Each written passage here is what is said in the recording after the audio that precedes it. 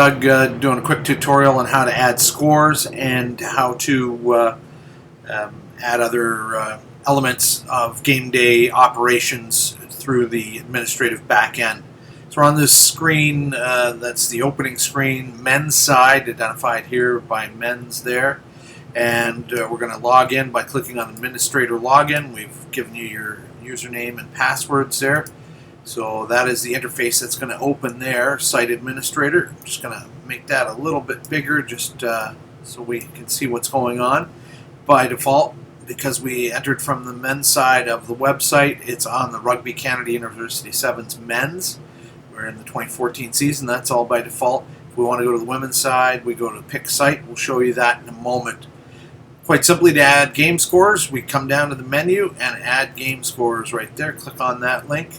And then we select the day of the game in question. Click there, and that's going to provide the full breakout of games in the men's division. Important to remember, the men's side only, and then we have to repeat this for women's side. As the games are completed, just put the totals for each team in there. If you have first half and second half information, do it, but if you're not going to have that information consistently, I would say just go with your totals at the end. If there's a default or if there's an overtime game, you just tick those off as well, and it'll reflect in the scoring table that that was what occurred. When you're done, partially or in full, you can work on this all throughout the day. You're not required to fill out all the information at once. You click to enter those scores, and so because I haven't entered any scores in there, it's not allowing me to close that window. We want to add player statistics now. Same thing. Go to the date in question, go to the game in question, and then you'll be entering the stats by team. So you click on the first team if they've got any scoring, Waterloo University. Now, what's important, and this can be a little bit, you don't have to put the numbers of the players in there. You can if you want. But more importantly, you've got to click that they played. If you don't click that they played and you've entered all the scoring information, when you click to update the player statistics, it will then not save that information. You'll waste your time.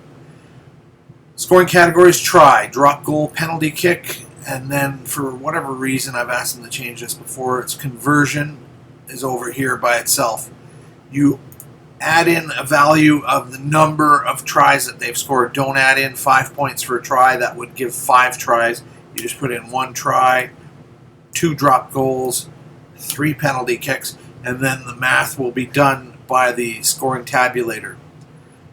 So that's about all that's involved with that. If you want to do things on the women's side, you can simply click Pick Site.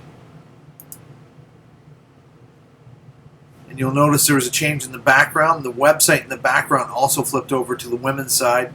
There are instances where if you want to edit on the men's side, but you're on the women's side of the website, it'll suddenly show that there's no game scheduled, there's no teams there. All you got to do is just make sure that the screen that's in the background is matching up with the screen in the administrative section, and it'll all be fine. Game scores, that's simple. Click on it, click there. Finally, we're going to the schedule.